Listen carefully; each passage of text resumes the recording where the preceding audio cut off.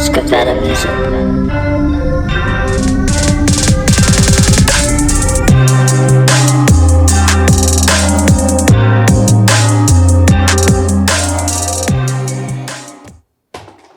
They're not part of us anymore. Fuck them.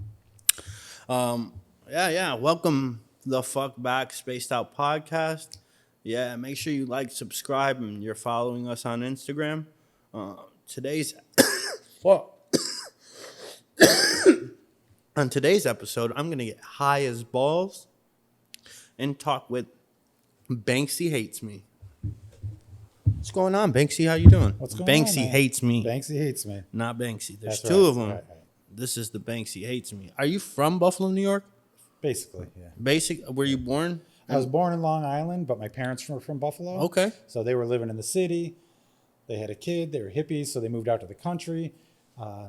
Did that for a couple of years. When I was 7, they moved back to Buffalo, and so I've been basically in Buffalo since I was 7. Oh, thank God you clarified that part. When you said country, all my army friends were going to be like, I knew you were from the fucking country. And be like, yeah, okay, come here. Right. Come find out. Because the outside of this building, you'll find out real quick. Yep. Favorite part of Buffalo, do you think? For me, Yeah. people. The people? Yeah.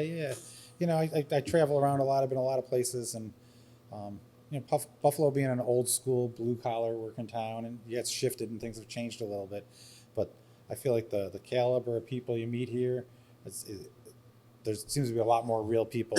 You spend time in some of the big cities, New York, San Francisco, LA. Everybody thinks they're hot shit because they're in those cities. Nobody's fucking from there, you know, but they think they're the coolest thing ever, and it's like it's just fake. Yeah. I feel like working town like Buffalo, you meet more real people.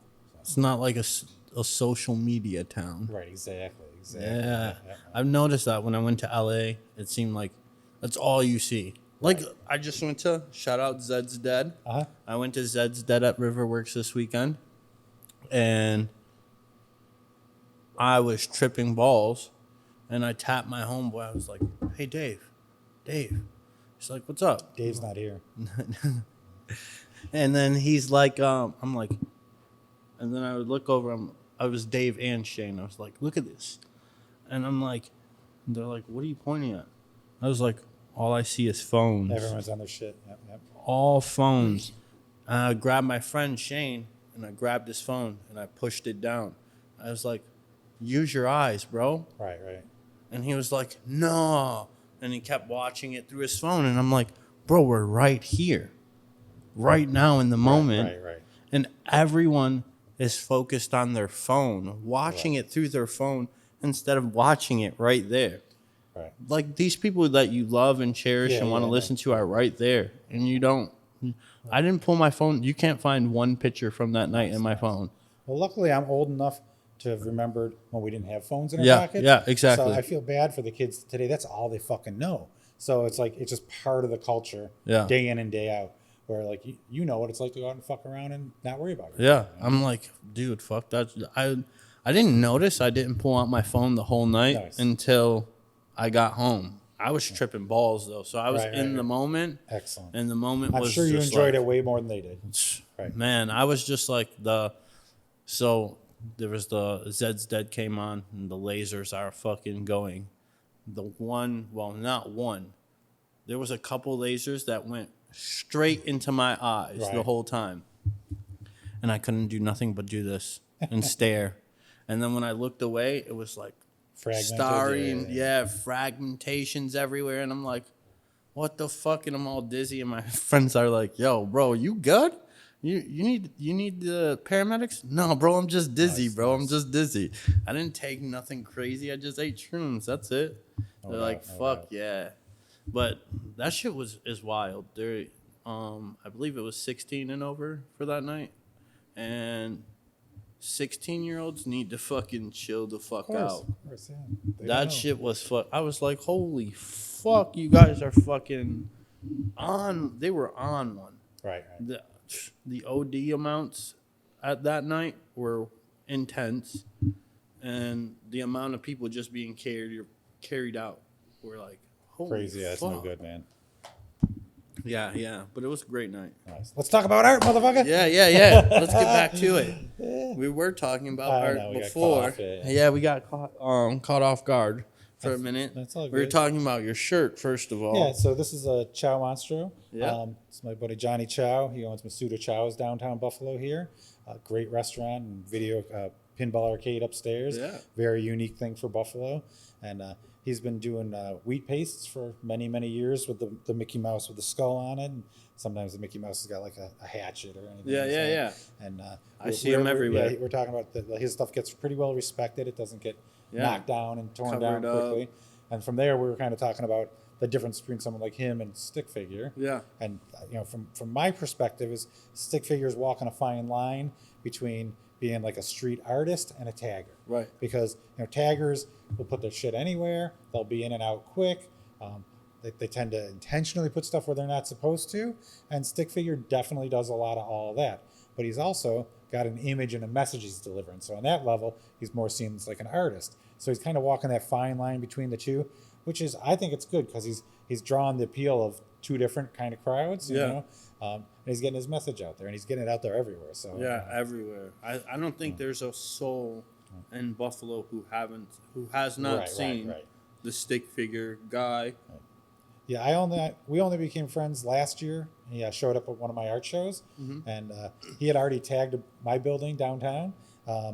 So I was super familiar with his stuff. And then once we became friends and went out and did some pieces on the street together, he's like, "Oh, I'm sorry I hit your building." I'm like, "Dude, don't be sorry. I'm glad He's sorry." so fucking, like, he's such a sweet guy. Like, Absolutely. He's so amazing. Like, that guy has a heart and a soul, and hopefully the city of Buffalo realizes that. He's got some ideas and he's got some motivation, and I think he's going in the right direction with things. I hope the city realizes that so that they work with him instead of against him. Yeah, absolutely. Well, that's where the tagging aspect of it becomes hard because taggers by the system, artists by the system might get, or business owners, and your average person are going to respect it. Taggers are not. Right? So that was one of the first. Once we became friends and we felt comfortable with each other, I kind of like came in and big brothered him a little bit, and I was like, "Dude, I love your shit." I'm like, "But this piece and this piece you did, we're in a fucked up spot where it's more of a tagger mentality,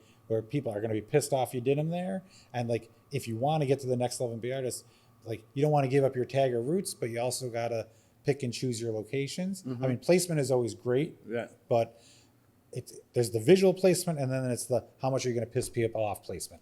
And so he's like, I think he's really worked that out pretty well, where he's doing stuff wherever he wants, but he's not like hitting your business window and pissing off the business owners and losing fans instead of gaining them. Right. So I think he's coming a long way, and I think he's pretty awesome too. Yeah. That's great. That's great to know. I was happy when we connected and we did a series of 4 canvases together, and we also did 3 or 4 pieces out on the street together. So that's pretty cool. I've seen. You had some work at the last one, right? Yeah, we sold a piece in the show at the smoke shop, and then we sold a piece of a canvas we did together at the show he had on Niagara Street. Yeah, I seen that one as well. That's 2. We did 4 canvases. I kept one for myself, so we got 1 more to put out there eventually. And we did 2 on the streets together, I think, right now. We did one on the back door of 517 Washington, which is a building I own that has the bar House of Charm in it right now. I bought the building in 2005. I own Club Diablo that was in there from 2005 to 2012. So that's my building. That's the building he had tagged before we knew each other. So him and I painted the whole back door over there. And then the hydroponic store over on Main Street by UB. Okay. I had gotten permission from them before to put a piece on the side of their building for a friend of mine's art, and so they had some open spaces. So I talked to them. I'm like, "Can we use another spot over there?" And so me and Stickfigure went over and did that. So I think that was kind of a new thing for him because like he's like, wait, we got permission to hit these spots. You know what I mean? So like, I'm like, well, that's the difference between tagging and just like being in and out quick and not getting noticed and like taking your time and doing what you really want to do. So there's benefits to both, of course. Yeah. The adrenaline and the rush and the thrill is definitely when you're doing shit you shouldn't. Now imagine if he went and did that and got like one of those dope fucking big ass walls in Buffalo with his stick Yeah, figure. there's no reason not to, man. Yeah, There's no yeah. reason I not can't to. wait to see that. It's gonna happen. Right. That's actually how I got into doing street art myself. Was the building I own at 517 Washington is 3 stories high, 80 feet long, and it's right next to a parking lot. So, great spot for a canvas, you know. So I know before we were on camera, we were talking about the Banksy umbrella girl in New Orleans. Yep. I spent a lot of time down there. I've been protecting that piece for 10, 11 years. Got kind of started going down the rabbit hole, getting into the different street artists, stencil artists specifically, and looking at the building I had in Washington. I kept looking at that big wall I had, and I was like, somebody's got to paint something here. Keep in mind, I had never picked up a can in my life yet, so it wasn't going to be me, you know. Yeah. So I started reaching out online to a bunch of the bigger artists that I like. I reached out to Banksy's people. I reached out to Shepard Fairey, who's Obey. I reached out to a bunch of those big guys. A couple people love Obey. Yeah, fuck yeah. A couple people didn't get back to me. A couple people got back to me and said, sorry, you know, we don't have time, or you know, we're booked out for the next year or two, or whatever. But the feeler I started putting out there, I was like, look, I'm not trying to. I'm not in a position to commission some big artist to come in, but I've got this big, beautiful wall. If you're interested in this wall, if you're ever coming to anywhere near Buffalo, New York, or you're in the States or passing through, I've got a guest room at my house. You can come stay. I'll tool you around. I'll buy materials. I'll take you out to dinner. I'll be your helper. And I'll give you this fucking big, beautiful wall to paint. And doing a little bit of that, I was already familiar with this Austrian artist named Tabby, and he responded and said, you know, I think it'd be a really cool wall to paint. Let's put something together. So him and I started having this conversation in, I think, 2018. And so we started like talking every day on the computer about it. And he's like, well, if I'm going to travel, you know, 4,000 or 7,000 miles, I think it's 4,000 miles. I'm going to travel 4,000 miles from Austria. Can you find me some other walls so I'm not just coming and painting one piece? And so I asked him, I said, well, do you want legal walls where we have permission, or do you want illegal walls where I just find some sketchy spots and we fucking do it? And he's like, no, let's find some legal walls. That way we can do, you know, really nice quality pieces and take our time. So I posted on my Facebook, you know, who owns businesses or who own buildings that would like a street artist to put a piece on the side of their building. And I got tons of fucking replies. And from there, I narrowed it down to like 15 places at least, probably. And it was a ton of work, both on Tabby's part and my part, because I would back and forth conversations with the building owners. Then I would go to the buildings and take pictures of the wall. Then I would send them to Tabby. Then he would come up with, then I'd go take measurements for him. And then he would come up with images. And then I'd present them to the building owners and be like, you know, how do you feel about this on your building? So it was like a couple hundred hours of work. Then I was like, you know, telling what the texture and the materials of the buildings were. And so we got all that hammered out. And that took close to 2 years, right? Year and a half, 2 years. And he also, in that time, he had taken the time to create all these images, and some of them were big, and then cut all the stencils, and he had, you know, hundreds of hours into it. So we were all set. It was going to be a wrap. He bought a plane ticket to come here, and his plane ticket was supposed to land him in Buffalo the second week of April 2020. So that was a couple weeks after everything got shut down with the pandemic. So bam, we got a year or two into this, tons of time and energy and work and some money now, and he can't come. So we're like, all right, we'll ride it out. Nobody thought it was going to be 2 fucking years. I remember thinking, oh, we're going to have to put up with this for a month or two? Yeah. What do you mean I can't go out to eat? You know, it's like, I thought it was going to be like 2 weeks. Yeah, we had no idea what it was going to be like.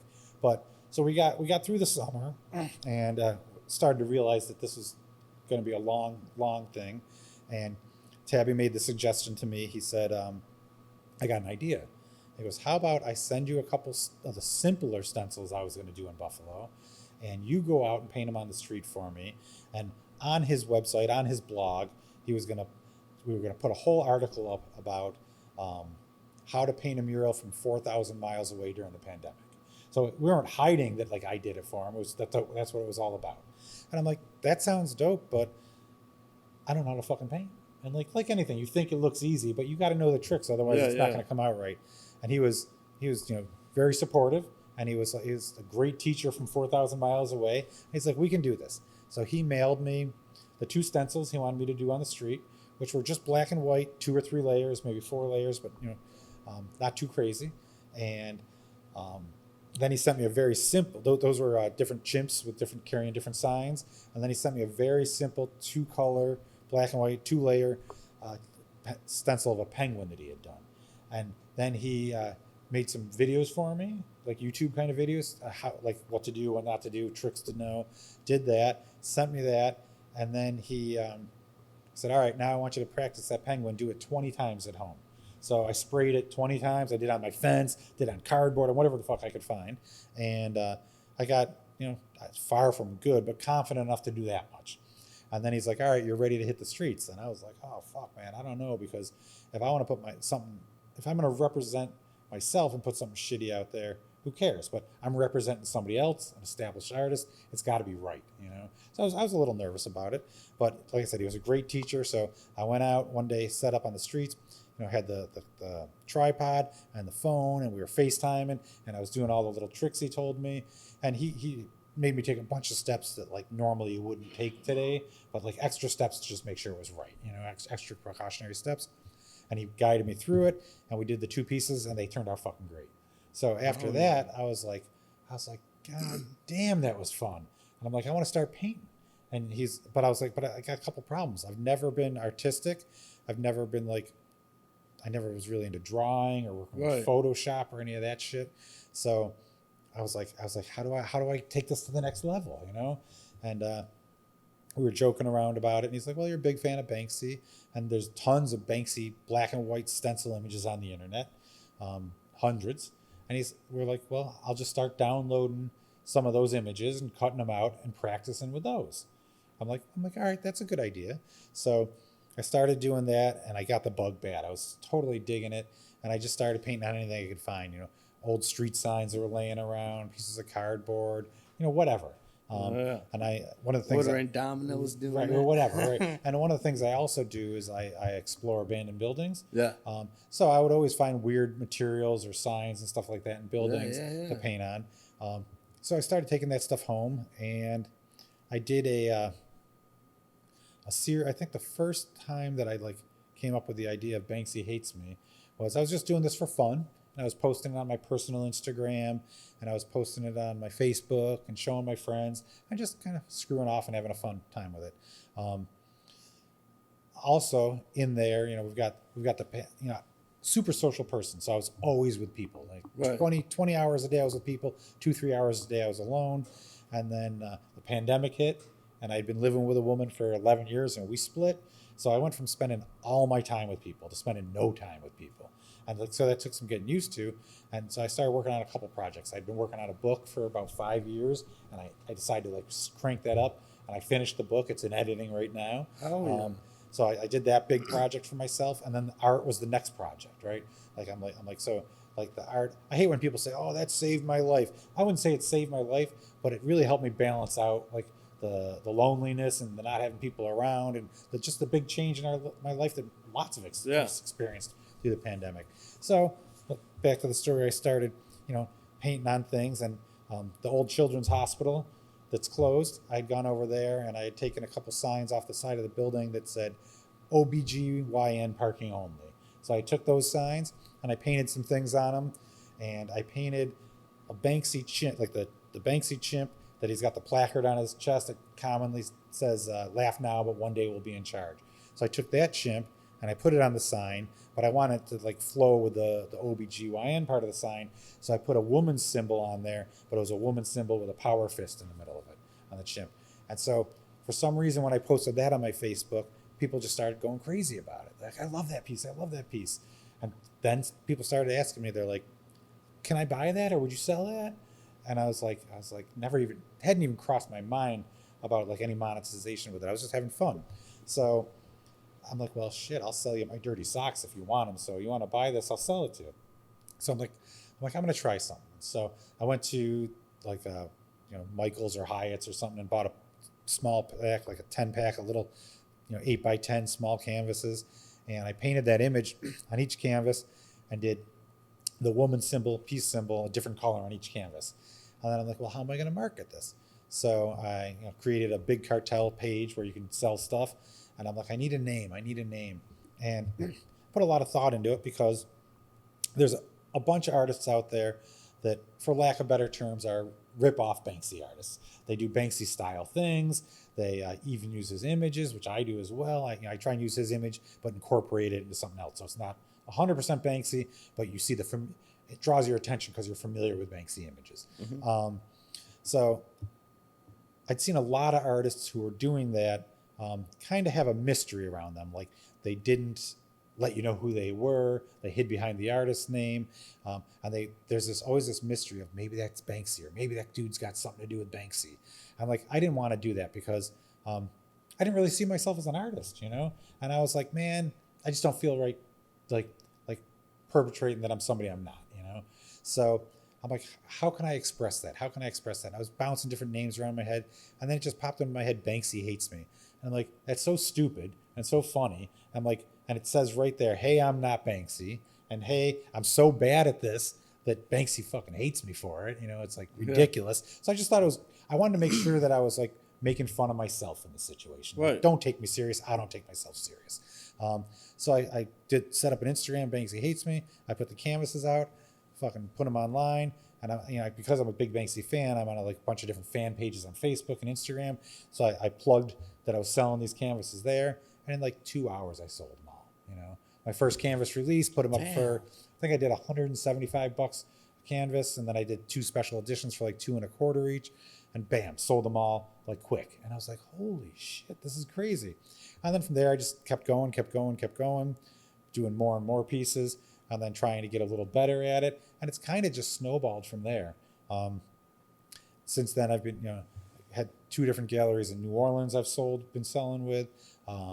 Both of them recently closed, but I was selling with them for a couple of years. There's a gallery in New York City called Krause Gallery on Orchard Street. They put lots of big artists in there, and they were nice enough to give me a chance with a few pieces a couple times. So I haven't had a solo show, but I've been involved in some group shows, and the pieces have all sold. And a lot of stuff online, a lot of word of mouth. Also, like I said, primarily this isn't about the money. It's about having fun. So I think I've given away more pieces than I've sold.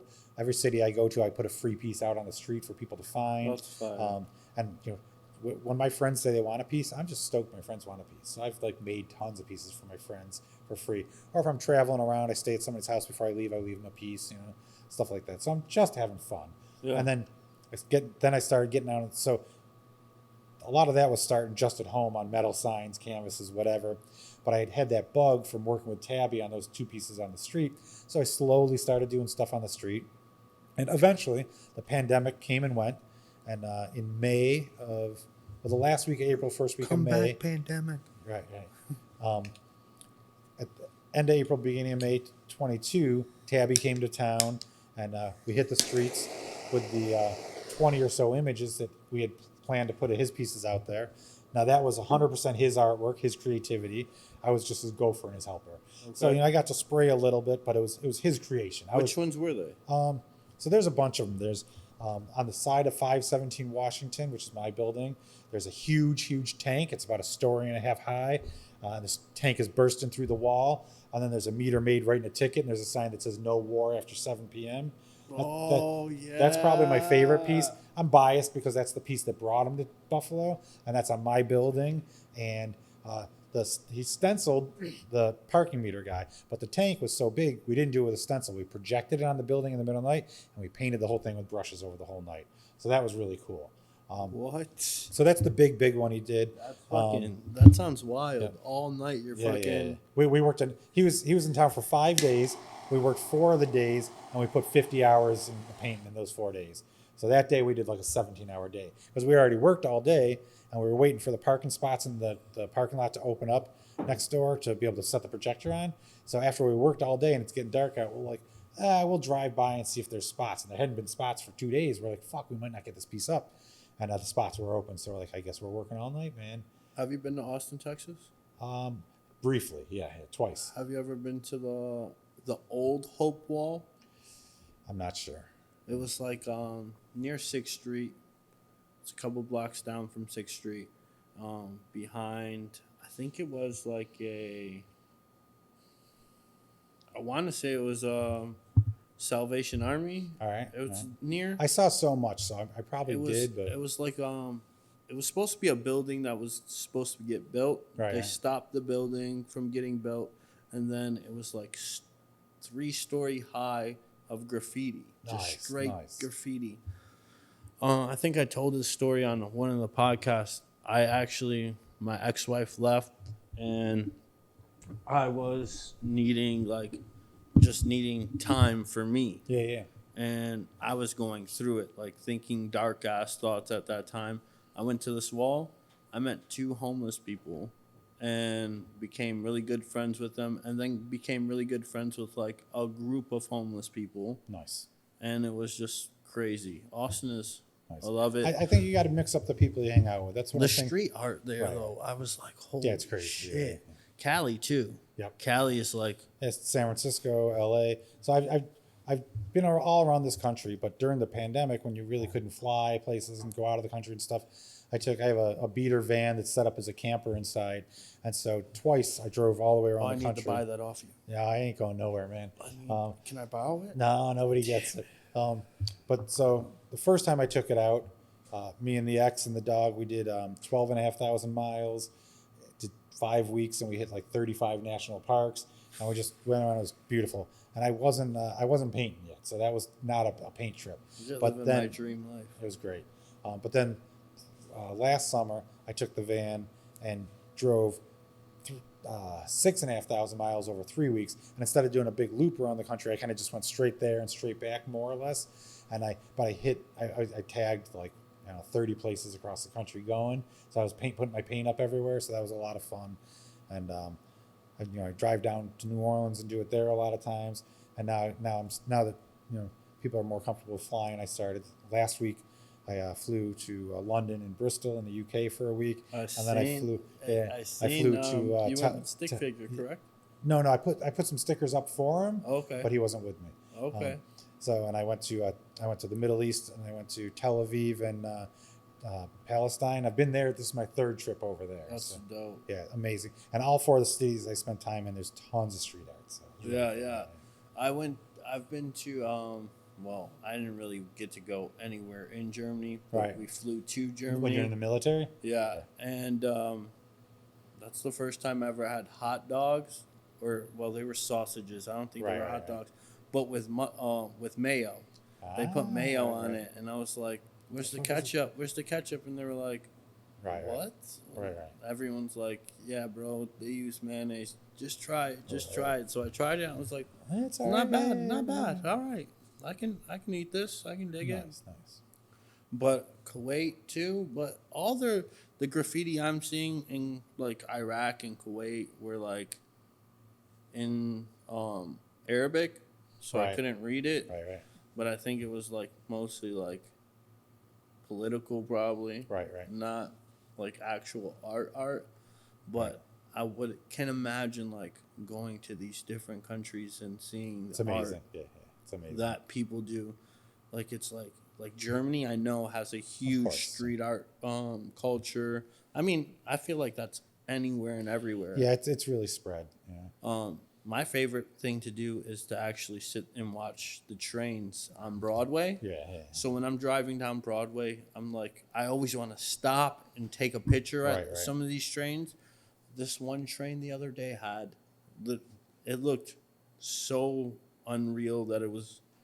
Some of the people that paint the trains, it's just phenomenal. This one, they took their time because the detail in this, Right. it looked like a woman. It looked like the Right. woman was on the side. Yeah. And I was like, I want to stop, but this train is going and I'm going and I'm not going to catch it. And I'm like, that's that visual, like, the coolest remembrance thing, of the coolest it. thing about the trains is that it's like your pieces on tour, So Yes. so I always thought about that a little bit, but I really realized it about a year or two ago. I was in New Orleans, and there's a little corner restaurant I like to eat at in my neighborhood, and the house next door was being gutted out, so there was a brand new dumpster there, right? And I'm like, man, if I tag the side of that dumpster, everybody that comes to this restaurant all weekend is going to see it, right? So I put a piece on the side of the dumpster, and I was psyched. And later that night, before the weekend even happened, I saw the tow truck out, the dump truck guy, and he was towing the dumpster away. And I was like, fuck, man, everyone's not going to see it this weekend. Like, I did it here for a reason. I was bummed. I'm like, and it's a brand new dumpster. So they might take it back to shop and like blast my shit off of there or cover it because they might be pissed. I was like, man, that sucks. And about 3 months later, somebody hashtags me on Instagram a photo of that dumpster at some other job site. And I'm like, oh shit! Yeah. I'm like, shit! My piece is on tour, man. It's like The it's like moving traveling around, piece. and then it clicked in my head. I'm like, that's exactly what they're doing with the fucking trains. Yeah. It's like you're not only seeing it on Broadway, you're seeing it fucking on William Street, or you see that same train might be in Chicago or California. Yeah, So like, exactly. you paint here, but your shit's going everywhere. I seen a Dexter's Laboratory the same day. Like this Right, train right. was tagged the fuck out, and I was like, yo, they were getting it in. This had to be a Right. team at that day, like going for the first right. couple hours in the train lot. Are you familiar with the One Up crew? No. So, first of all, they're phenomenal artists. I go down to Miami for Art Basel every year, which I want to go. have you- I just seen. yeah. For anybody that doesn't know, Art Basel is it's like a convention center size art show they've been doing for. West Side Gun has been putting on for Buffalo and like Yep. getting people like in Buffalo into the art. Yeah, Like, yeah, it's so cool. That's why I actually got more into it because of him. Right. But I've been huge on street. Like I love graffiti. Right, My right. best friend in the army, Jacob, he used to tag, Right. and then he taught me about like while I was in the army. They taught me about bombing. What bombing is. Yeah, right. And that is like your tag, like Right, you right. do all the time. It's your quick, Right, fast right. in and out. Well, that's what I was getting at with the One Up guys. So again, Art Basel in Miami, it started out as a like a one convention center kind of thing, but it grew in such popularity that when Art Basel's there for a week, the whole city turns into like an art show. So every building that could be used as an art gallery turns into an art gallery, and there's an entire neighborhood called Wynwood. It's got to be 20 blocks by 20 blocks. Almost every building's covered in graffiti and murals and stuff. And I have to go here. it's amazing. I mean, you can go any time of year and see that neighborhood. Yeah. It's phenomenal. If you go during the festival, there's a lot more going on. But because everybody knows that people are coming every year for that festival, millions of people go and redo and put new artwork up every year. So I go every year, and 60% of what you see wasn't there the year before. Yeah. So it's amazing. So there I'd seen huge sided buildings, murals that One Up crew did. That was amazing, all sorts of detailed art. So they are certainly truly skilled artists. But their bombing, their tag is just the letter one and then the words up. So One Up. But these guys, they do one of the most amazing, talking about the trains, they do almost like guerrilla warfare. Like they'll do a thing where like, you got to look them up at their videos. They'll like pull into a stop. Like you're excited me. Oh, Like dude, I'm like, yeah, I gotta so watch like these dudes. a train will pull into a stop, and 20 guys from that train's going to be there for 20 seconds before people load in and out, and 20, 30 guys from One Up crew will run up on the side of this train. They'll all paint for that 30 seconds and walk away, and it says One Up across the whole fucking thing. Like what would take you or I by ourselves like all night to do, A crew of them are hitting it, and bam, it's just done. Like so, one big one up. yeah. They're The like, whole train, But so they all have a section they're doing, right? They know what they're doing on that section. It's like it's choreographed. Yeah. So they do a lot of stuff like that, and watching their videos is out of hand. Gosh, how amazing would it be just to get those dudes just to, like, we set up like a extra fucking big ass canvas, Right. and we're just at a fucking backyard get together, and they just come through, Yeah, it's amazing. to hit the watch fucking that. wall, and everyone's like people are just going. They don't even notice. Right, These right. dudes are probably so fucking quick that some people would be sitting there talking, drinking, and Right. eating, and turn around and It'd be be like, like, where the fuck did that come from? "Where'd that Right, come right, right. from?" My one of my favorite. I don't want to say I have a favorite street artist or tagger or activist, but one of my favorites is an organization called In Decline. This is their logo right there. It's the Business Devil Man, which I had actually tattooed on I've myself seen years ago because when I owned Club Diablo Bar, I was kind of the business devil man. So Yeah. I like the image. These guys been around for a long, long time, but they're graffiti activists. So they go and like change a billboard from the message that was on there to a more important message. So that's the kind of stuff they do. So they've been they're an inspiration for me. Like I've hit a couple billboards that I changed, way smaller scale than they're doing, but they do, like, you got to watch some of their videos too. They do amazing Yeah. artwork. I've been watching some ones, just YouTube shorts Yeah. of dudes just going up and bombing real quick, and I'm just like, yo, how did you get that Right, done, right. bro? That was literally a fucking 50-second video, Yep. and you were grabbing your phone and able to show it Right. before the video was Right. over. And Still, what's amazing to me, like if I do a piece at home and take my time in the security of my own house, pieces usually turn out pretty good. Yeah. When I hit stuff on the street, I'm so nervous, watching over your back. You're not trying to get busted. You're not trying to get. I got a buddy. that's what I mean. Like, Right. how the fuck are they doing it? And Right. I got a buddy in New Orleans, and he was tagging a building, and the security came out of the building. He hit him with a 2x4 and broke his arm this summer. So like, you got to be careful out there on the street. So like, when I do stuff on the street, if I don't have permission to do it, like a lot of times, it doesn't turn out as good as I would like because you're rushed. And then when you see some people's pieces that are phenomenal out on the street in spots where they weren't supposed to be, I'm like, man, how did you keep your cool for that? How did you get it done in time? Like, it's just amazing. And of course, the best spots and the coolest pieces are the ones that were the highest risk, right? So like, you're gonna get respect from other artists when you put something where no one's gonna get to, or it's crazy that you put it there. And those are the spots that people are gonna notice. So yeah. I love art. me too. I've become quite obsessed with it. That's why I wound up going to London and Bristol in the UK this week. First of all, I want to see anywhere I can in the world. I want to go everywhere. That shit was crazy. It was like, not even, there was no, like, where you think there's no space, but then you can hit the wall. Yeah. They cover it up and then hit it. Yeah, it's amazing. But it was like everywhere. Yeah, and I was just like, to be there right now would have been just breathtaking. Like, for me, water and art are my, like, dive in to get away. Like, I can go to Niagara Falls and sit there for hours and watch the water.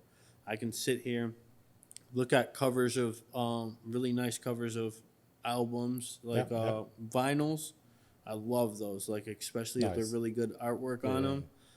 Or I can stand in a museum for days. Excellent. And we'll just look at art. I don't need to know who it is. Right, you just enjoy it for the moment. I'm just there to see it. Like the Van Gogh that was in Buffalo, I could have sat in there for days. Right. The interactive, all of his paintings are coming around. And I went and saw that. That was really cool. I was like, and people are like, "Oh, that was horrible," and I'm like, "You were looking for something that wasn't there." Right. Like, you're going in there with an expectation. Go in there and just enjoy yourself. Did you see the anime? It wasn't really an animation movie, but a movie called Vincent.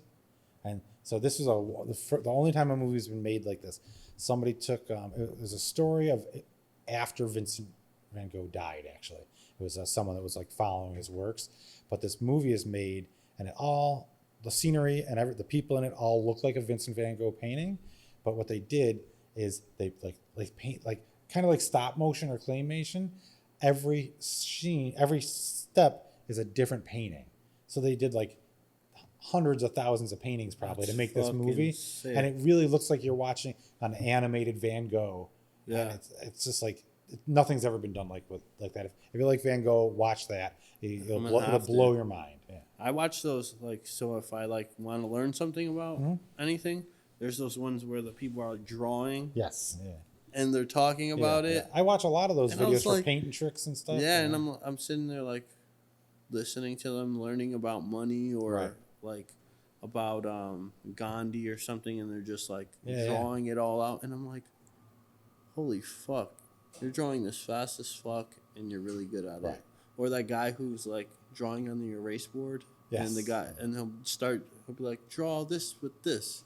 And then they want you to draw this. And I'm like, bro, can we keep that there? Because it's amazing. Don't erase it. But then the erasing of it is even more satisfying too. Right. Who was it Banksy that did the delete? Someone did like where it shredded their art. Oh yeah, that was a Banksy. Yeah. It was his most iconic image from London is the girl with balloon. So it's the girl reaching out for the balloon that's getting away, and that's his most valuable print there is. So they did a whole thing with Sotheby's, I think was the big auction house they did it with, where the piece was framed the print was framed. It was on sale. These sell for hundreds of thousands of dollars just for a print. And right after the auction ended, the picture started shifting through and getting shredded through the frame. And now that piece is worth a ton more money because it's like half shredded and half not. So that was it's worth more because it's like because there are other copies of that print, but no other copy that was done to it. So it became a piece of performance art. Right.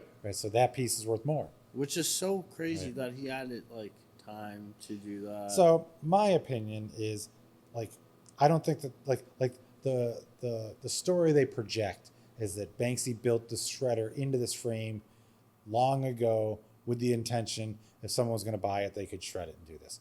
There's a lot of things about that don't quite add up for me. Mm-hmm. I think that the auction house probably was in on it and knew it was going to happen, and I think that that someone was in the audience that they've suspected this the whole time and like triggered it to shred.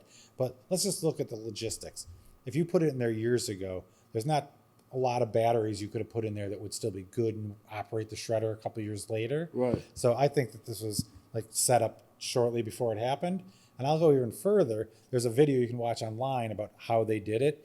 And when it shows the inside of that, like the shredding machine, if you look at it, the way the blades are placed in the shredder, to me, it doesn't look like the blades would actually cut the paper. So I think there's a little bit of bait and switch there. I think, and I could completely be wrong on this, right, but I almost feel like when it shredded it, what it actually did is the print you were looking at rolled up on a scroll and a pre-shredded piece came out. So I don't think that there was a cutter that was cutting in there. And I could be 100% wrong, but watch the video. You could be right too, and Banksy's going to watch totally this and be like, that asshole. How the fuck did he fucking know? He'd say, I hate that dude. Banksy hates me, right? Banksy, I hate you. Right. So, but the whole thing, like everything I'm doing with the Banksy hates me stuff, like I got to assume by now I'm on Banksy's radar, and it could go two ways. He could either look at what I'm doing and go, this guy's a fucking asshole using my images, blah, blah, blah. Or he could look at it and go, he's obviously making fun of himself. He's obviously doing it in tribute to me. This guy, this shit's funny. Yeah. So I hope it's more of that because I don't really want Banksy to hate me, but right, it sounded a lot more catchy than Banksy loves me, so I just went with it. That's true. No, I like it. But yeah, the shredder, to me, the thing in the picture, it looked like if you were cutting a piece of paper like this, the blades would have to go this way. Right. And it looked like the blades were laid in that way. So it didn't make sense to me. I could be totally wrong. That was just my interpretation. It's such a dope concept, too. It's a great concept. I always say that Banksy is like a diva in the sense that he does stuff every year to stay relevant. Like Cher or Madonna, they always did things to stay in the public eye. Right. And Banksy does an excellent job of staying relevant in the public eye. So, he just did a bunch of pieces in Ukraine. He's always doing stuff where it's most important. He's always drawing attention to Ukraine. That's pretty sick. Yeah. And he did stuff in Palestine. That's what drew me to Palestine the first time. And he's very aware and very activist, and just stays relevant. And the marketing team he has that takes care of all this stuff and stays on top of stuff, they're phenomenal. I'm sure a lot of it was dumb luck and things just fell into place and Banksy became the biggest name in street art. But I think once that started to happen, they did an unbelievable job of capitalizing on it. I think they stay relevant. Yeah, he's the biggest street artist name that I've heard of. Yep. He's number one out there. Doesn't mean he's the most skilled, most talented, but he's the most relevant. And certainly he's excellent at the relevance of the subject matter. Yeah. He can do a simple black and white stencil that delivers such a powerful and important message, and that's amazing. I mean, that's all you really need. Like the Banksy umbrella girl that I have tattooed on my arm that I take care of in New Orleans. He did that. He did 17 pieces in New Orleans on the 3-year anniversary of Hurricane Katrina. And the 17 pieces were primarily about, things, systematic failure. And so the umbrella girl is a very relevant piece because there's the girl standing there with the umbrella, reaching her hand out to see if it's raining, but it's raining inside of the umbrella. And that really, to me, what that symbolizes is that, it symbolizes the levees and the support system in New Orleans, where the levees and the government were supposed to protect you, but they failed. And so the umbrella is the same thing. It's supposed to protect the girl from the rain, yet here she is getting rained on under the umbrella. So, like, that's a simple black and white stencil that probably didn't take very long at all to paint, but it's got such a powerful message. And tours stop there every day. Every time I'm out there cleaning it or touching it up or putting new plastic on it, if I'm out there for an hour, 50 people stop. It could be homeless people. It could be cops. It could be school teachers. It could be tourists. Everybody stops. And first they think you're fucking with it. So they're like, hey, what are you doing? And once they realize I'm caretaker to it, they're like, thank you very much. This piece is really important to the city and to us. And that's why I protect it.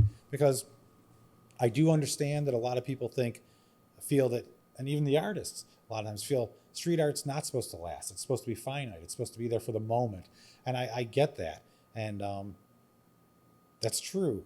But a piece like the Umbrella Girl for me, it's not just that it's a Banksy, but because it's a Banksy, it gets the attention. But the message of it is so important to people that I feel it's worth maintaining. I think that's definitely one of the biggest reasons why he's so relevant. Yes. Is because of his message. Yes. Anytime I see it, it's like you have to think about what message he's bringing to us at that point in time, and his placement of where he puts it. Location wise, like in the world, the time he places it. Yes. And it's just like, oh, okay. Now great. I have to add up these to get that. Right. And then do what you did and decipher it. And it's like, so one of the things I'm doing now, I just started this has been in my head for a few years, but I had other projects that I was working on a book about my life for the last 5 years. I finished writing that. So now I just started working on a book. I want to do a coffee table book that is about the 17 pieces Banksy did in New Orleans. So there's 3 left on the street, and there's 3 that have been saved that are indoors, but they're still in New Orleans on display. One's at a restaurant, one's at a hotel, and one's about to be revealed soon where it's going to be. Mm-hmm. But I want to do a total fanboy book that goes way down the rabbit hole. Like I'm interviewing as many of the building owners that got tagged with Banksy pieces. I'm interviewing people that own them now. I'm interviewing people that were in the street collective at the time in New Orleans that helped facilitate it.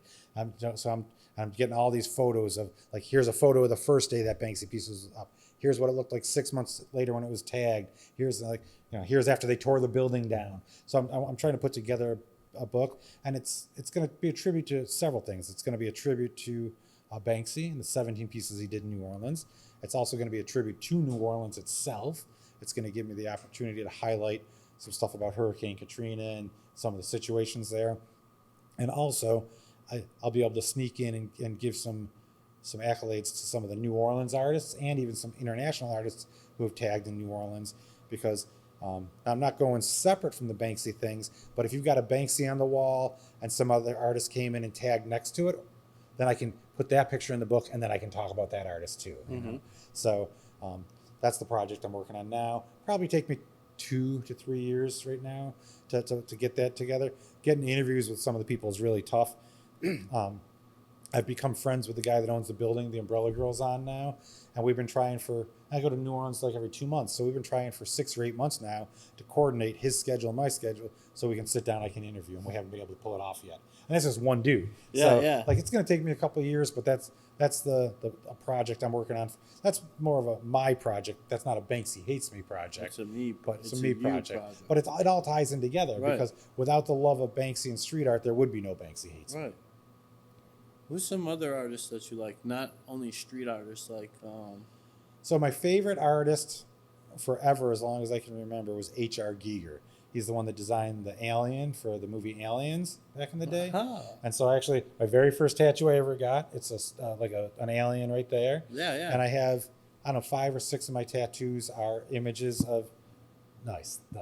5 or 6 of my tattoos at least are images that H.R. Giger designed. So back when I had zero fucking capital, but I still appreciated art, I would do things like I would buy a $15 calendar with Giger pictures in it, and I'd rip them out and put them in cheap frames and hang them around my house. So Giger is was probably my first love in art, and I still super appreciate his stuff, but that's probably where it all began with H.R. Giger. Yeah. Fucking artist, man. It's amazing. Yeah. I love it. It's I can't wait for the Buffalo Art Museum to fucking reopen. So I don't love the placement of the building pushed out in the corner like that. Yeah. I kind of think, and I don't know the logistics if they could have or couldn't have. I almost feel like on the other side of the building where there's already the glass built part of the building, they put it in that corner.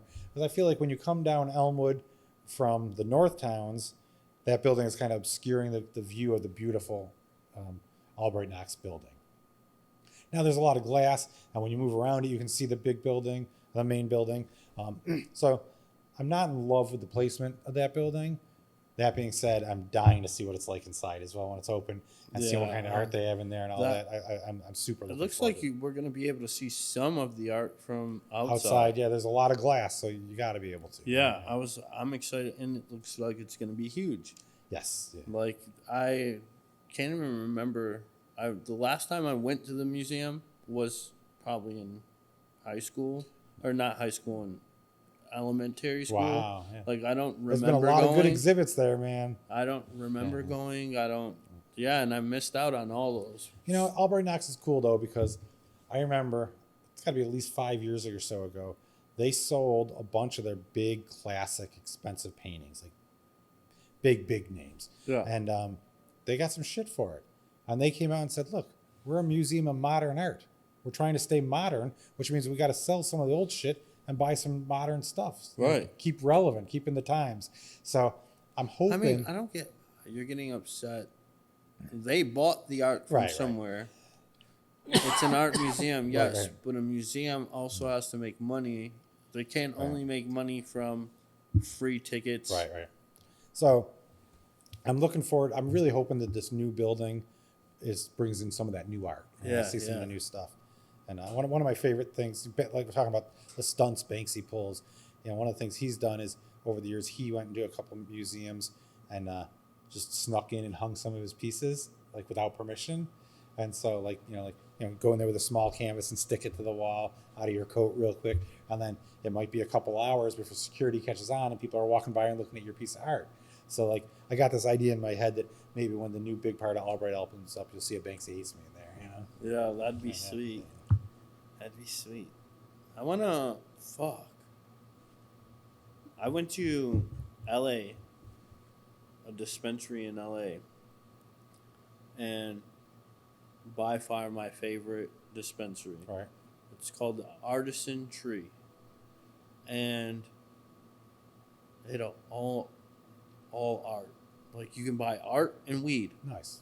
I was like, this is heaven. Right.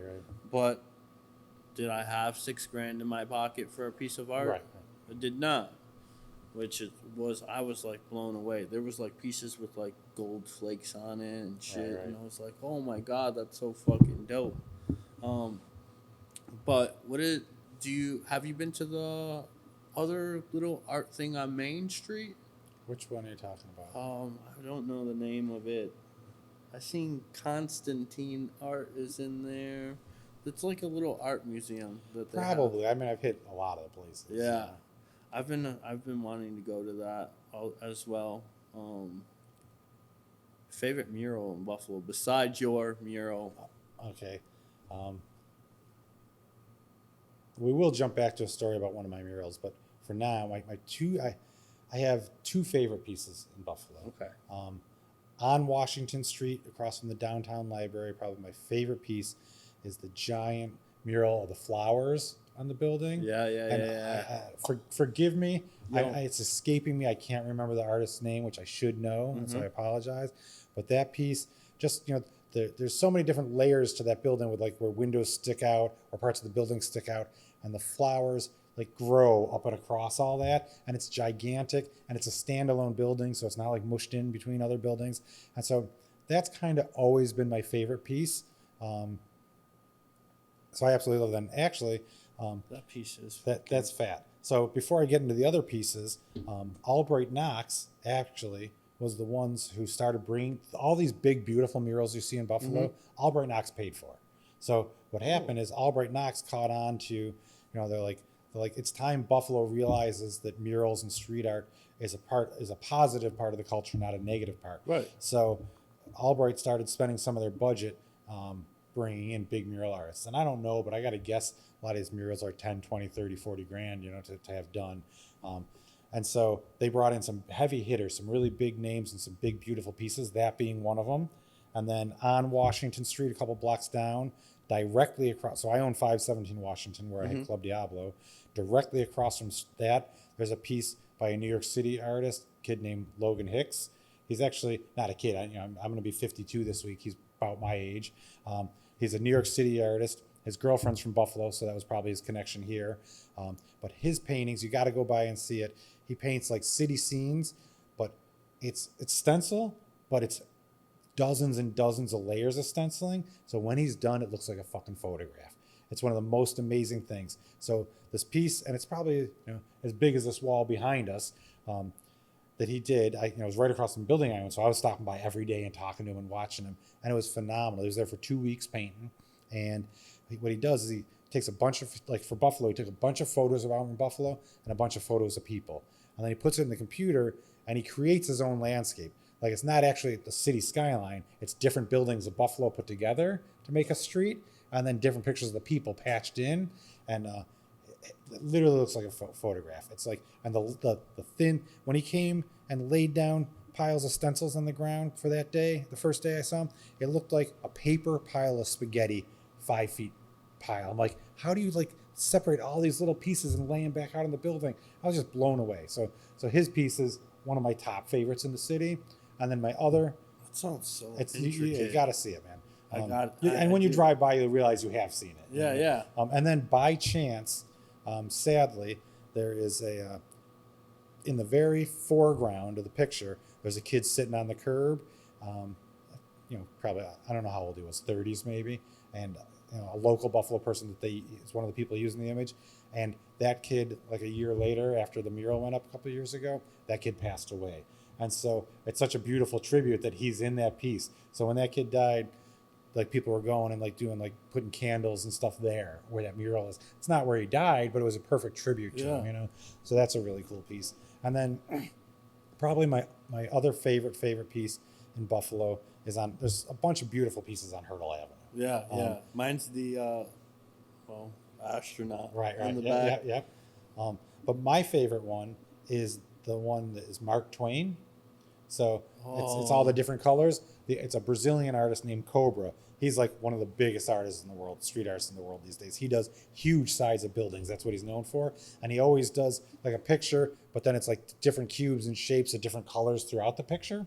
And so Mark Twain lived in Buffalo for a period of time. And so the painting that Cobra did here, it's right on the side of it's right across from Italian restaurant Lombardo's. So you got Lombardo's, you got their parking lot, and then it's on the side of the building next to it. So it's facing the parking lot of Lombardo's, probably between Delaware and Colvin area, and that section. That's a painting of Mark Twain and his one of his best friend here in Buffalo, who Twain was older at the time, and this older black gentleman was his best friend at the time. And I can't that guy's name escapes me too right now, but it's a painting of the two of them, and that's. Cobra's such a phenomenal artist, and Mark Twain's got such a connection to Buffalo. I love that piece, and the fact that they painted it, with his black best friend, which back in the day that was not accepted the same way it is today. And it always makes me think of a Mark Twain quote, which I'm going to paraphrase. I don't remember it exactly, but Mark Twain said something along the lines of, "Travel is the death of bigotry and ignorance." Meaning, if you get out and see and meet other people that aren't like you, you realize we're all just people. And so, like, I think that picture of the two guys on the wall together kind of captures that moment and that thought. So, the Cobra piece about Mark Twain, the Buffalo piece that Logan Hicks did, and the flower piece that the artist that I can't remember their name escapes me are probably my top 3 favorite in Buffalo. Oh yeah, my new favorite is definitely the one on Cold Springs, the Tops. They did the tribute for Tops. I might fuck his name up. Freeze. Okay. He did it, and what's the image? I think it's the remembrance of like. Oh yeah. That's cool. For the Cold Spring shooting. Yep. I like that one a lot. And then he also just did the restaurant, The Taste, in South Buffalo. He made it pop. Right. Like, you're going to drive down Abbott, and that's the taco spot. Very sweet. Which I love now. Buffalo is bringing that artistic thing into Right, Buffalo. right. Yeah, I It's love so- that's becoming a part of the culture. So that's one of the things I'm trying to do. Is I've painted some spots that I wasn't supposed to for sure. Can't say that all those pieces that are on the street. I'm not claiming direct credit for them. I'm not trying to go to jail. There's people that help me. There's people that do stuff. If you don't catch me with a can, I didn't do it. Yeah, But fact. under the name Banksy Hates Me, there's some good street pieces that weren't given permission to be there, but I'm really happy about. Yeah. There's a bowling alley on East Amherst, so just east of Main Street. Yeah. And that building has been slated for demo for a long time. It's a shell of a building, not Volker's on Elmwood. no, yeah, but yeah, on the the other other end, one. the other end of Amherst Street, and that building has got some tags on the back side of it. There's a big stick figure there, and that I was reading an article, and I own real estate. I own a couple houses. I'm not a big developer, but I am a capitalist. I am all for working hard and making money. I'm not against business, but I am against people being disadvantaged and taken advantage of, and lack of affordable housing and stuff like that. So I read a couple articles, and that bowling alley is slated for demolition for a big housing project, like 130 units or something like that. And it got me thinking. I'm like, that's on the cusp of East Side, and I'm wondering, how many of the people that are from this neighborhood or live over here are going to be able to live in this building? How many of these places are geared for them, and how many of them are geared for bringing other people in? And it's definitely geared to bring other Right, people in, right. because if you look at the price of course, affordable housing, right. I can't afford. I'm a United States Army veteran, Right. 60% disabled. I can't afford shit in Right, Buffalo, right. New York.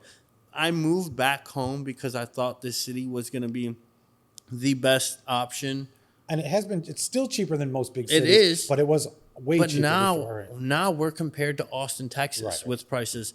I'm looking for a 3-bedroom right now, and I can't find anything under $1,700. Right. I would like to live in a whole house, and Right. people are like, go buy. Yeah, it'd be great if I didn't fuck my fucking credit up Right, when I right. was younger. So I'm conflicted with some things because, I have been homeless. Mm-hmm. I have lived in cars. I've lived in people's backyards and Right. tents. And I did all that. I put myself through all that shit. And I came from nothing. I got old hippie parents that had no money. Right. And I worked myself up. And, now I've become I'm not independently wealthy, but I'm successful enough that within reason I can do the things I want. So I've seen kind of two different aspects of things. So my answer for it, and it's different when you get into big 100-unit buildings Right. and big developers. For me, I own a few houses, a few apartments. And so what I try and do, it is my job, it is my business.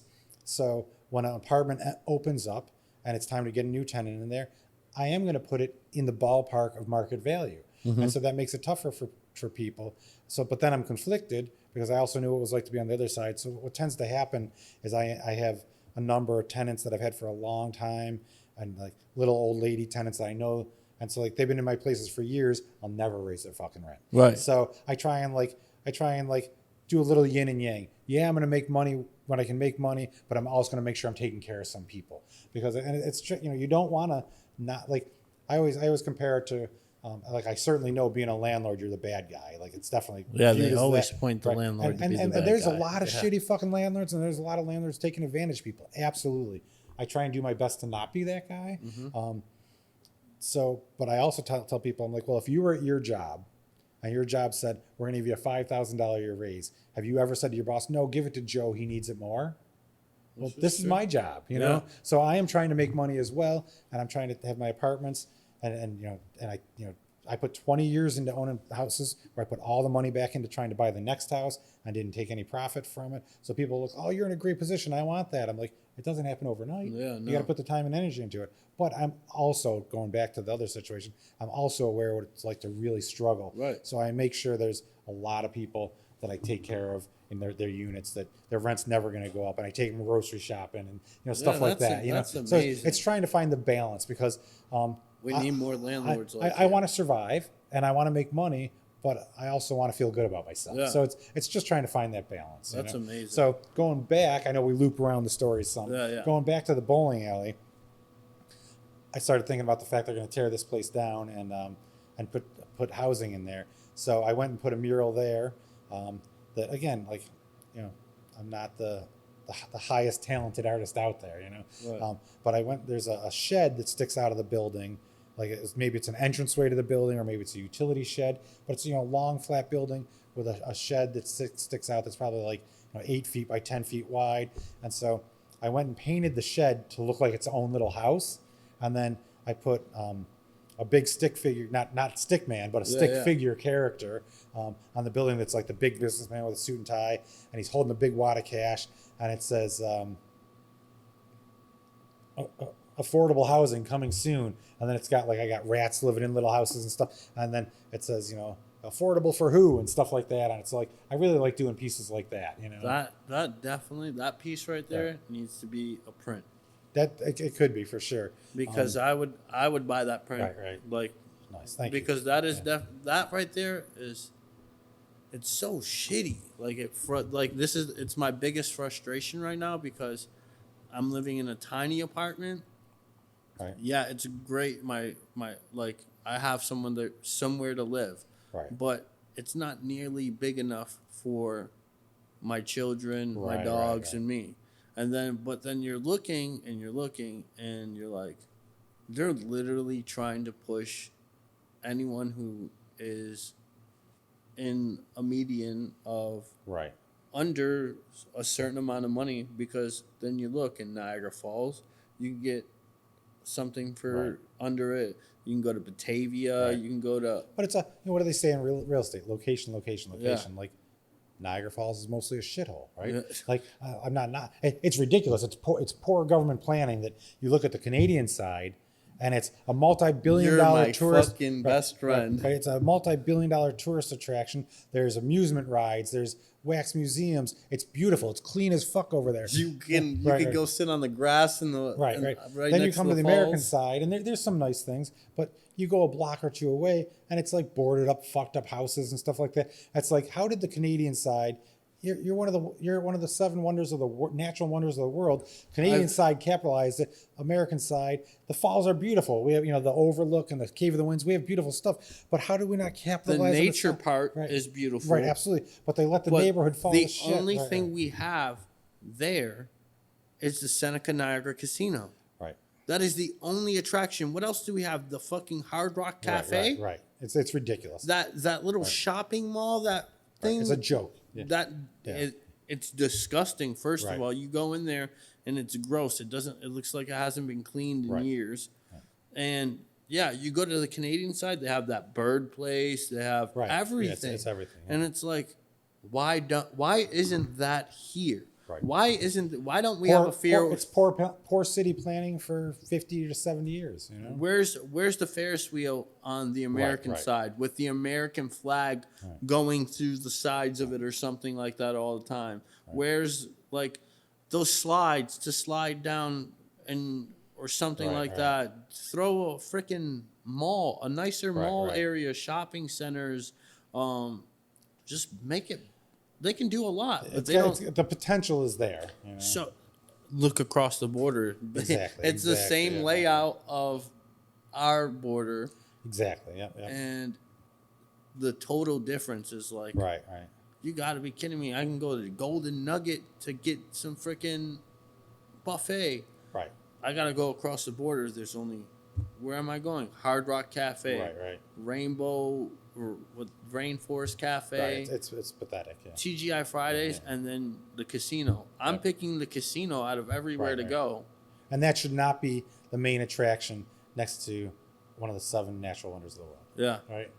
I mean, the Canadian side has a bunch of them, but sure, but there's that's not so the only much thing. more. Right, Clifton Hill is exactly. Everyone wants to go there. Yes. I always wanted to go there as a kid, and as a kid, I thought Clifton Hill was like San Francisco. Like it's gonna be you're gonna be walking up the hill and be so tired. But I remember that as a kid, they had the alien. Yep. On the corner. I have a picture as a kid with the alien guy, and he was just walking around, and I was like, "This is so cool." As a kid, I was like, "We went to the like you said, the wax museum. They have so much to do. Haunted houses, We have nothing. Right. Yeah, hopefully we'll come around to it. Yeah. You know? Now, being a business owner in Buffalo, what are some of the things that you would like to see more in Buffalo? In the city of Buffalo? Yeah. Oh man, that's a hard call. You know, I'm not sure. We're talking about the rent situation and how the cost of housing and living has gone up so much, and that there's good and bad things in that, of course. Of course. Redevelopment is like it's a catch-22. Like gentrification is a bad thing when it pushes people out of their neighborhoods and makes things unaffordable. But also, when areas are dilapidated, somebody needs to come in and put money in. So it's like, fuck, how do you find a happy balance? And I would like to see more of a balance. So I do want to see, in the last 15 years, Buffalo has had a revitalization that I've never seen in my life. Yeah. There's waterfront development. There's outdoor parties and festivals and places to see music stuff. Buffalo's a lot of fun in the summer right now. So there's a lot of good things going on, and there's a lot of housing going up. I would like to see more of it be more fair housing, though. Yeah. But there's a lot of bureaucracy behind that. It's tricky. So I would like to see. I wish I could live in this Larkin area. Right. I love it. They did such an amazing job in the Larkin district. I actually grew up right here on South Division in Jefferson. Nice. So the neighborhood This well, was right?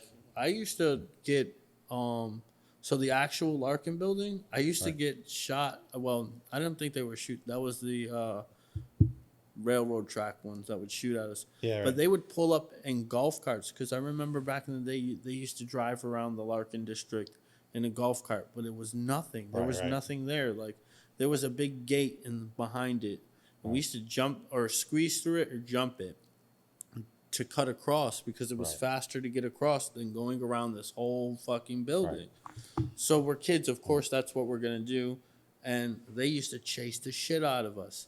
But back then, I remember you could look into the buildings and they'd be old, decrepit buildings. The one that Eccles is, the Eccles restaurant, that building was fucking horrid as a kid. Right. Like, those buildings were scary as shit. They were like the train station. You would be like going through them and like, what the fuck? That's one of the things I like to see about Buffalo is, the choice of the development.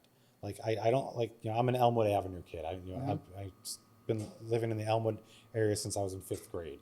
And so like, that's always been my spot. And when they're throwing up these new big buildings on corners that are just big shitty box buildings, that's like Elmwood was beautiful Victorian homes. And the more you put those big box buildings in, you're taking away from the character of Elmwood. You're going to turn it into Main Street in Williamsville. So I wish they would. I get what you mean. I wish they would think about that kind of stuff more. And I wish that, I'm not the big developer guy. I'm the little guy that owns a few houses. So I would rather, I would like to see more of the incentives go to some of the small people. You got these big developers, and I get it. They're putting millions of dollars into projects. Right. So of course the city's going to do stuff for them. And then there's a lot of backdoor deals that happen with that, where everybody kind of knows each other, and you scratch my back, I'll scratch your back. I'm not going to be able to scratch anybody's back. So I would like to see more things like, for example, I owned a building on Allen at one point, and years ago, and it was in a historic district, and anything you wanted to do to the building, you had to do up to historic code. Now I'm all for that because it kind of goes back to what I was saying about the big box building in Elmwood. You don't want to take away from the character of the visual character of the architecture. I love architecture.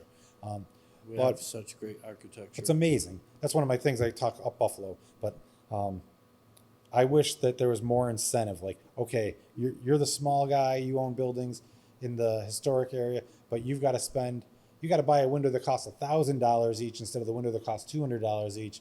You're stuck with it. I would like to see more things lined up. Like, we want it to stay historic looking, so we want you to buy that historic. So here's a tax credit, or here's some money towards those things for the small guys. Those things exist for the big developers who are doing a $10 million project. They'll get all those benefits. I know someone like that. Right, and that's great that they're getting it. But what about the small guys that are because the small guys are probably more likely going to be concerned about other small people. Yeah. I know someone who actually owns a house right there on South Park, near in the Perry Project area, and his house is considered historic. Right. His windows were considered historic, Right. and the new one he was gonna put the regular windows in, Yep, yep. and they told him the historic people came. Told me couldn't. Yeah. And we're like, no, you have to put this in, and it has to look this Right, way. right. And I was like, that's a thing? And Right. they're like, And I'm conflicted because, you know, as a property owner, like I don't want to be told what I can and can't do. right, But I also don't want to see it turn into a bunch of big box building as an Elmwood. Right. So it's like anything, it's finding balance. yeah, But architecture, you know, there's a lot of people that Buffalo gets a bad rap from a lot of people elsewhere. You know, usually when we make the news, it's not for anything great, Yeah. for bad weather, or O.J. Simpson, or storms, or you know, Someone top getting shooting shot, now. Right? yeah. So you know, we don't always get the good publicity, and then losing Super Bowls. right. There's people in Buffalo that there's a lot of people, you know, self-haters of Buffalo, and those are the people that have never left. You get out and you see other places and you realize Buffalo is great. Yeah. And I'm very pro Buffalo. I love it here. But the people that talk shit about Buffalo are ones who haven't gotten out and seen other places. Kind of back to the Mark Twain quote, you know. Yeah. And I always tell people, you got three choices: either shut the fuck up, or leave, or do things to change it here. But don't sit around and complain, you know. I can't fucking put a fucking keep the sun here all day. Right. I wish. Right. If we could flip The Buffalo, weather's tough for sure. if we could flip and make Florida fucking have storms and we have the fucking summers Right. or the years they have, I'd be okay. But they still can have their hurricanes Sure, and, yeah, and everything. We just want regular weather all year. But when I am talking positive about Buffalo to people that are not part of Buffalo, or even people that are, one of the first things I go to is the architecture. Oh, yeah. I tell people, like, I've been in my house on Richmond for 27 years now. Oh, I can. And I walk down my own block and I look up and see architecture that blows me away and that I must have looked at before, but I don't even ever remember seeing it before. Yeah. That's like the architecture, the Victorian homes in Buffalo is amazing. Richmond is like the best. It's street. amazing. Yeah. I love the way they did that one. The one house they did a very good job too, I believe. That one that they said they did put like $1 million into it, Right. and it was like horrible looking when they started. Yeah, there's a lot of amazing stuff over there. And for I sure. was like, because I lived right there, because then they added. I lived right on Plymouth, behind the parking lot area, and they built like apartments right here, which I didn't like those. I don't like the apartments that they built. Right. They should have kept them, like you're saying, more like the houses look, Right, or right. like keep it modern, but Yep, like yep. old modern. Like Right. do it like how you're saying, keep it Victorian, Right. like how the houses, because these were commanders' houses, Right. general exactly. houses, Right. and like Buffalo has history, so Right. you're building new buildings, fit Right. it in with Right, these so, like, buildings. So But Richmond, oh my Right. God, I just want to give me your house. there's a building on Elmwood right now that they're doing right across from Bidwell Park, Potomac, and it's one of the big developers. I'm not Okay. I'm not sure who. I don't remember who's doing it. I did Probably know. Benderson. I can't remember, but it's all about finding compromise. Like we could keep Yeah. going back to. So what they're doing with that building there is the facade of it that faces Elmwood. It goes from Potomac to Bidwell, so it's a couple storefronts long, and that facade is 2 stories high, and then some nice stonework above it. They're keeping that, so that's what you see when you stand there on Elmwood. But then set back behind it, they're building the tall big box building that's part of that same building, but like that's not going to be the visual assault, you know. So it's Yeah. like it gives the big developer the opportunity to put all them units in there and make his money back and profit, but it also gives Elmwood the chance to still have the visual architecture and Yeah. landscape that we're used to there. you Yeah. know? So I think finding compromise like that is all right. Yeah, they definitely need people want things to be black and white. Like everybody, you know, people that are just super liberal about it, which I'm very liberal, are like, no, it's got to be 100% this way. But then business is like, yeah, but we need to make money too. And I think a building like that is hopefully, we'll see how it turns out, but hopefully will be a balance of the two. And it's all about balance. You know? Yeah. I love every building. Like there's, I'm a huge architect. I look up and I'm just like, holy fuck! How the fuck did they do that? Yeah, I went to Hutch Tech for high school, and I Yeah. took architectural drafting, and so I got really into it then. Fell in love with Frank Lloyd Wright's houses at that point. Yeah. And a couple of Frank Lloyd Wright in Buffalo and Western New York, and I've traveled around to other cities around the country and seen his works. So architecture is a big deal to me. Yeah. And that goes and that ties into the art too. Like finding the right spot to put it that like is a compliment. Like, so whether I'm, when Banksy Hates Me artwork's out there, the goal is we want it to be appreciated and hopefully it'll last. Now we know things sometimes are gone in an hour, but we try and pick spots that might have some longevity to it. Yeah. So this ties in architecture and loss and artwork and the change of things all in one. There's a piece that Banksy Hates Me piece on Washington, about a block north of the police station, and it was on the back of a building that went from Washington to Main Street, and the front of the building was Main Street, so the Washington side of the building was pretty ignored. A couple garage doors, a couple man doors, nothing really on it. And so we put a piece there this last summer that I did a couple of the Banksy smiling coppers, so a couple of the policemen with the smiling faces. Oh, yeah. We put that there, and it said, make love, not war. And then we put a whole bunch of different little other images on and stuff. And, the piece was, nobody tagged it, nobody fucked with it. The building owners didn't cover it. It was, it was a piece that was left, and I really enjoyed it. And then what happened is a couple months ago, that's the building that had the fire that got torn down. So the super sad situation, a fireman died. That's horrific. Yeah. So loss of life, that's number one. Number two, loss of architecture and building. That's a building that was downtown forever and is now gone. And that's a shame to me. Yeah, my friend actually lost her business in that. Was she part of Georgian Company on the Main Street side? She was in a salon that was in there. Gotcha. In that building, and her salon was toast. Right. I was like, the fuck? And then I know my sister's my sister's boyfriend is a firefighter. Right. And I have tons of firefighter friends that Right. I graduated with, and I was just like, this is devastating. devastating. Right. My one friend actually is a firefighter and a woodmaker. He actually got to build the flag box. Nice. So very shout cool, out very John cool. Flummerfelt. Awesome, He got to build awesome. the flag box. Shout out our firefighters for Absolutely, man. the bravery they go through, and our policemen too.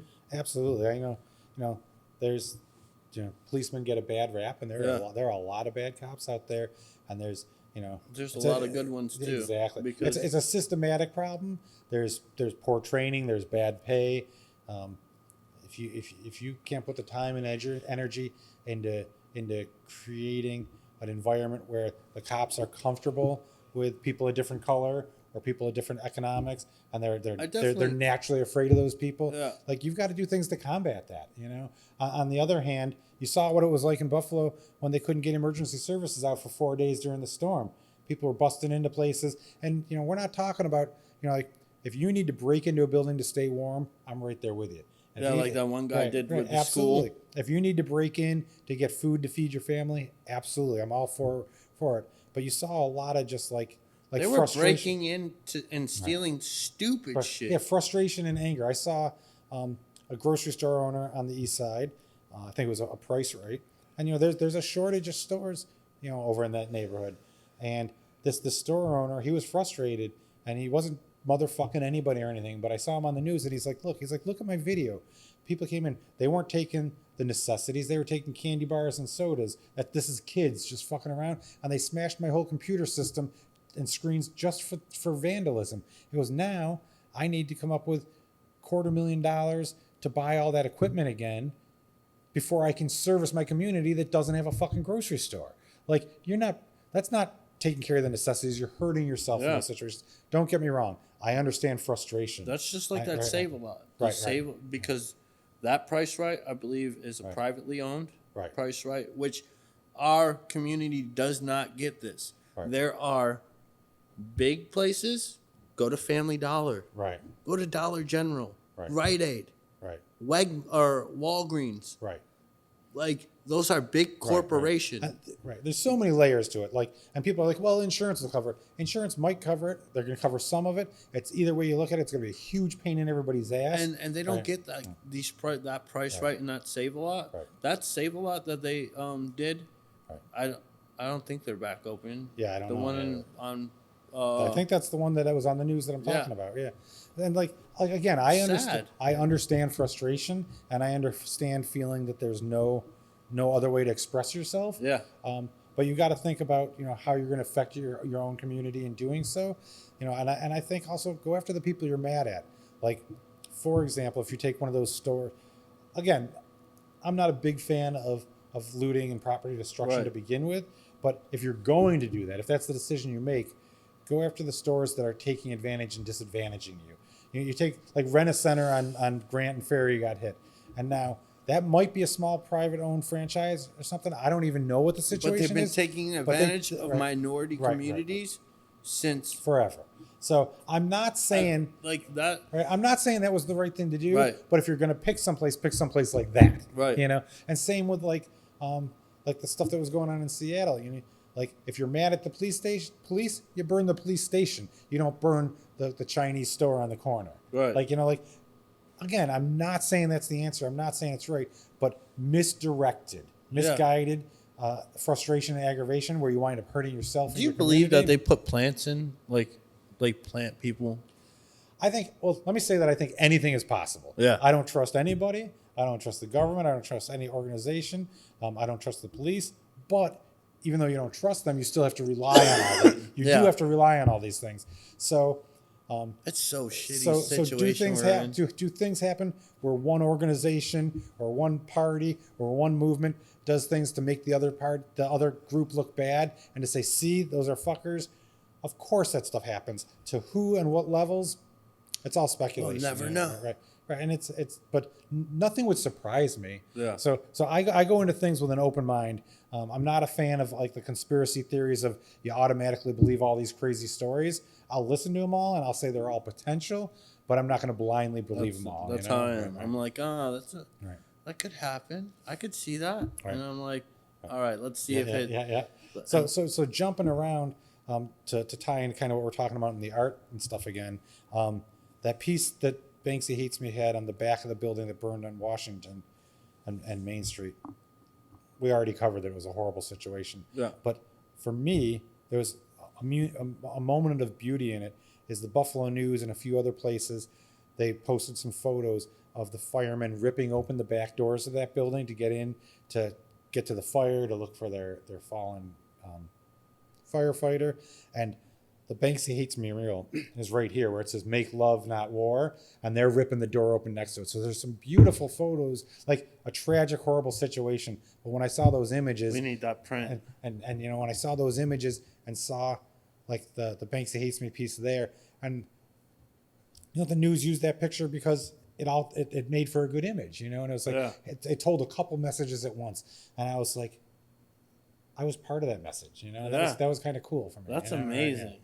So like you lit up inside when you seen that. Yeah, of course. That. I mean, it was conflicted because again, somebody died. Yeah, of course. Yeah.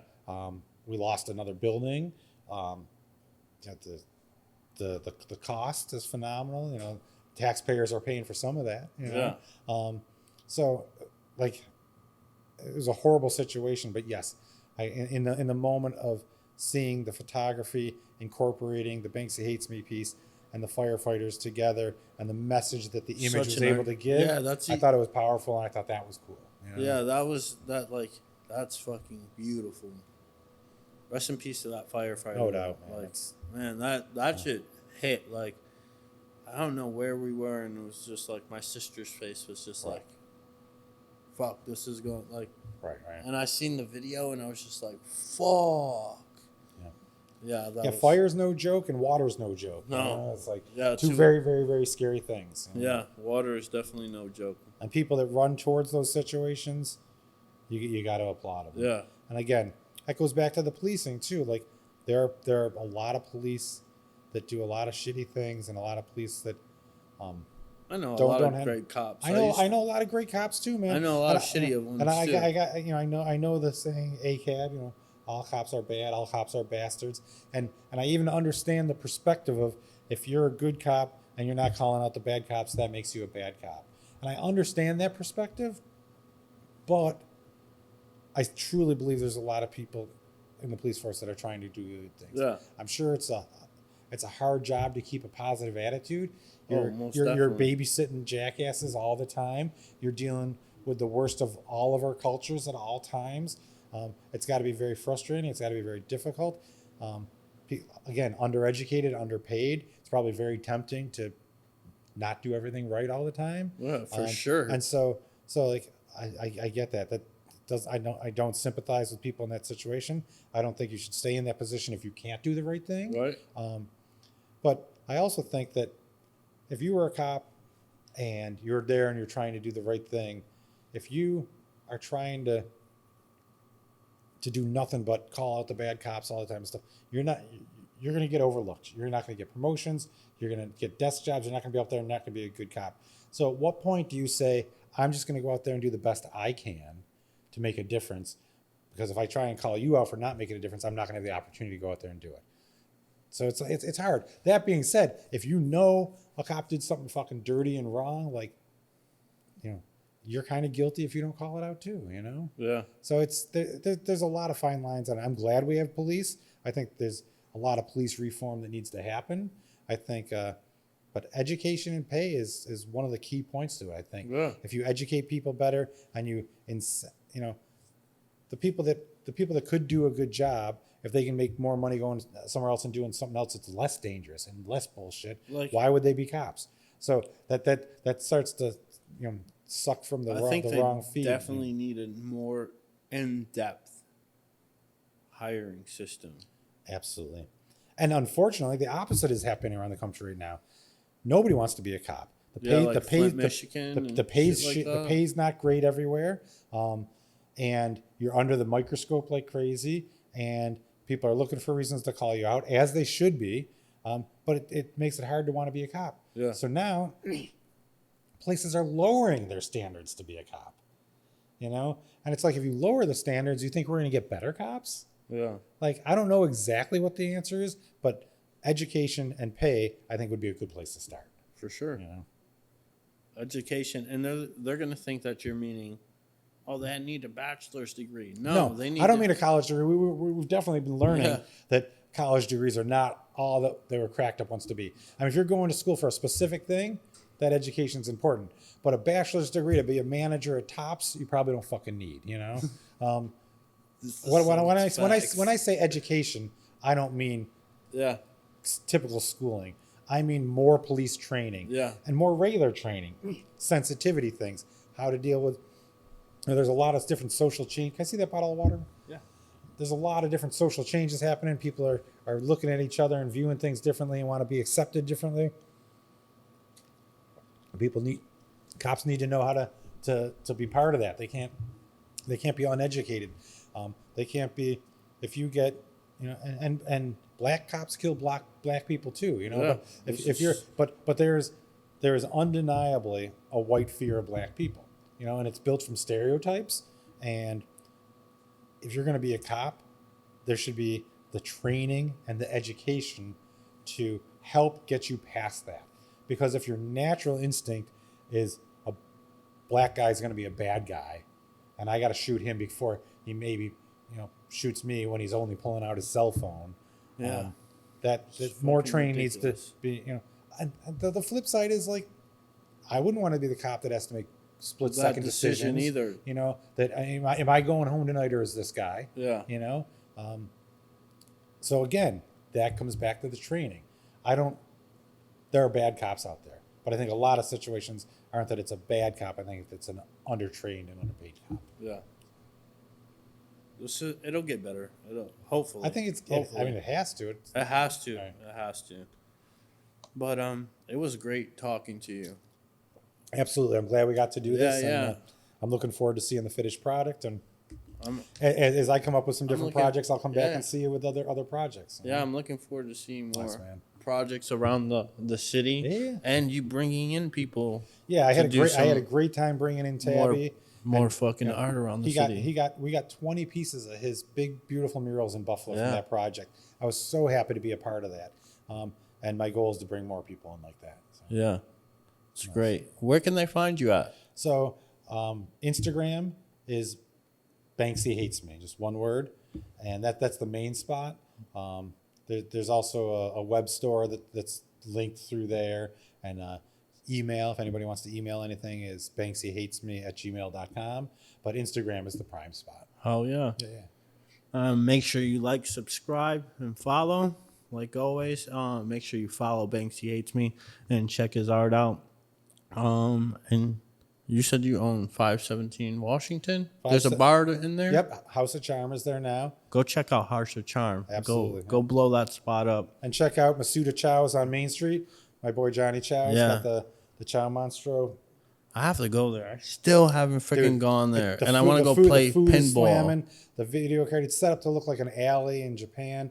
It's so cool. It's something very unique for Buffalo. Yeah. I'm blown away when it came to Buffalo. I was like, oh, that's pretty sweet. Nice. I want to see if I can get Mr. Chow on here. Yeah, I can help you do that. Oh, yeah. But yeah, we'll catch you on the flip side. Make sure you stay trippy. Peace out. Be good.